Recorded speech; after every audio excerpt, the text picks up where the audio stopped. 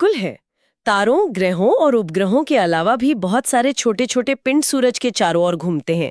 इनमें से दो मुख्य हैं जिनका जिक्र एनसीईआरटी में है। कौन कौन से? एक तो है क्षुद्र ग्रह, एस्टेरॉइड्स। क्षुद्र ग्रह? जी, ये क्या है? ये छोटे चट्टानी पिंड होते हैं जो ज्यादातर मंगल, मार्स और बृहस्पति, जुपिटर ग्रह की कक्षाओं के बीच एक पट्टी में पाए जाते हैं।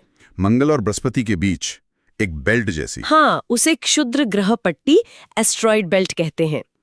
वैज्ञानिकों का मानना है कि एक क्षुद्र ग्रह असल में ग्रहों के ही टूटे हुए हिस्से हैं जो शायद बहुत साल पहले किसी ग्रह के बनने के दौरान हुए विस्फोट से बिखर गए। अच्छा, ग्रहों के टुकड़े। और दूसरे हैं उल्का पिंड। उल्का पिंड, ये क्या अलग हैं?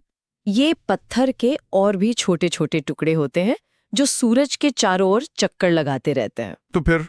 कभी कभी ये घूमते घूमते पृथ्वी के इतने पास आ जाते हैं कि पृथ्वी के वायुमंडल में घुस जाते हैं। अच्छा, वायुमंडल में आ जाते हैं। हाँ, जब ये तेजी से वायुमंडल में आते हैं तो हवा के घर्षण से, मतलब रगड़ से, इतने गर्म हो जाते हैं कि जल उठते हैं। जल उठते हैं? हाँ, और हमें एक चमकदार लकीर सी दिखती है आसमान में, जिसे हम आम भाषा में टूटता तारा कह देते हैं। हाँ, शूटिंग स्टार। हाँ, वो असल में उल्का पिंड होते हैं। बिल्कुल। ज्यादातर तो हवा में ही जलकर खत्म हो जाते हैं, लेकिन कभी कभी कोई उल्का पिंड पूरी तरह जले बिना पृथ्वी की सतह पर आकर गिर जाता है। जमीन पर गिर जाता है? हाँ, और जहाँ गिरता है वहाँ गड्ढा भी बना सकता है। बाप रे, ये तो खतरनाक भी हो सकते हैं। हो सकते हैं, अगर बड़े हो तो। ये तो हुई सौर मंडल की बातें। अगर हम इससे भी आगे देखें, इस विशाल ब्रह्मांड में हमारी जगह कहाँ है?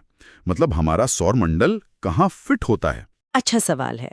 कभी आपने रात में, खासकर शहर की रोशनी से दूर, साफ आसमान में एक ओर से दूसरी ओर तक फैली हुई हल्की दूधिया सफेद सी पट्टी देखी है? हाँ, कभी कभी दिखती है, हल्की सी।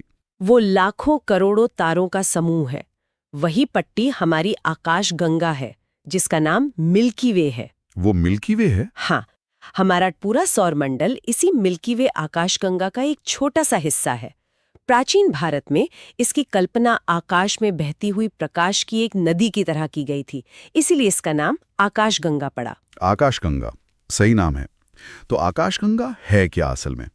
आकाशगंगा असल में करोड़ों तारों, धूल के बादलों और गैसों का एक विशाल सिस्टम होती है, एक बहुत बड़ा समूह। करोड़ों तारे सिर्फ एक आकाशगंगा में?